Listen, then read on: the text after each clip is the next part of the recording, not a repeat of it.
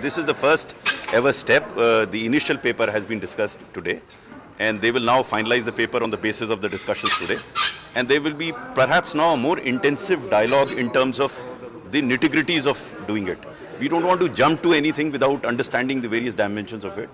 So first job has been done. I think a lovely paper has been prepared, a very good paper has been prepared by FICCI. And now with the suggestions that have come today, they will, I think, improve upon this paper, and then we will go into the nitty-gritties of how to go about doing it. So one thing that the industry seems to want is a level playing field, and to ensure that that's how competition in the sector is built. How much of a priority will that be for the government, given that Coal India clearly enjoys a very happy No, see, Coal India has a very definite purpose in this country. Coal India's job is to ensure that coal becomes available at reasonable prices for generation of power in this country.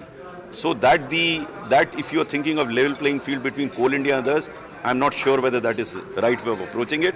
The job is to ensure that coal becomes, because the ultimate objective cannot be coal itself. Coal has to be used somewhere. And I think the primary purpose, 75% of Coal India coal goes to power sector. So I think with the government's objective of bringing in 24/7 power supply, to make it affordable, to make it available in a manner that people are able to use it, I think Coal India will continue to play a very, very prominent role in making available coal at a cheaper price so that power or tariffs do not go up. It's difficult to say now because, you know, when you have a paper, then it gets examined at the government level, and then we see what can be adopted, what cannot be adopted. There are many number of considerations that have to be taken into account. But I think this paper itself will require some more discussion.